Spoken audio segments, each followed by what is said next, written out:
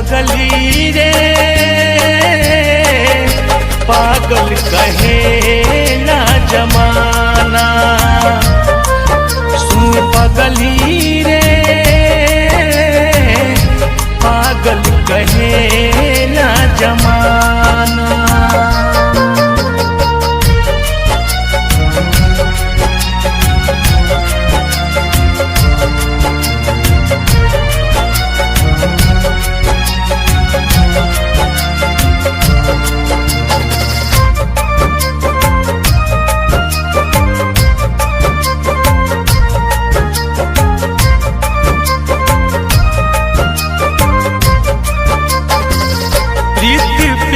तू ही रहू तू ही हमर जान हो, तोहरा के मन ले रही दिल से भगवान हो।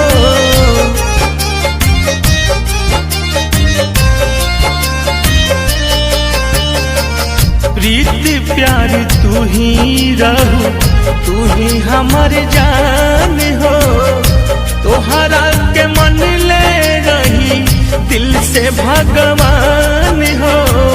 कवन कारण जार करके हमसे टकरार करके दिल से बनैलू बेगाना है। सुन पगली रे पागल कहे ना जमाना। सुन पगली रे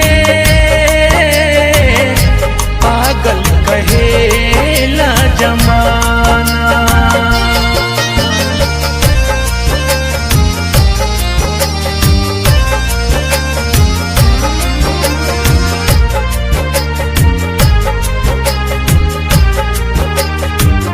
हमके मैं खाना के आदत धराई के बारू खुश दो सारा के गोरबा में जाई के।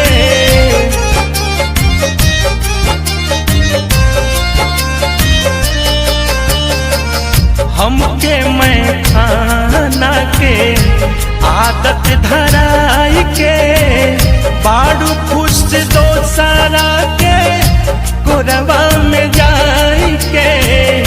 रोज रोज शराब पी घुट घुट के कैसे जी जिए के न छोड़लू तू बहाना है। सुन पगली रे पागल कहे ना जमाना। सुन पगली रे पागल कहे ना जमाना।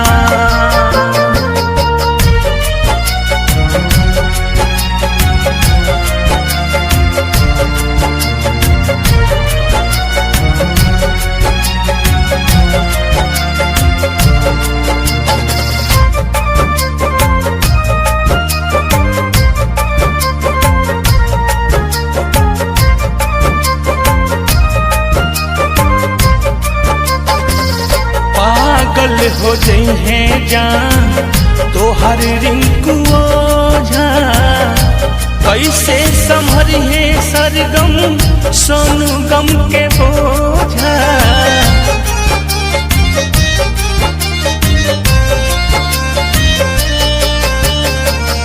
पागल हो जइहे जान तोहर रिंकू ओझा, कैसे संभरिहे सरगम बंटी गम के बोझा।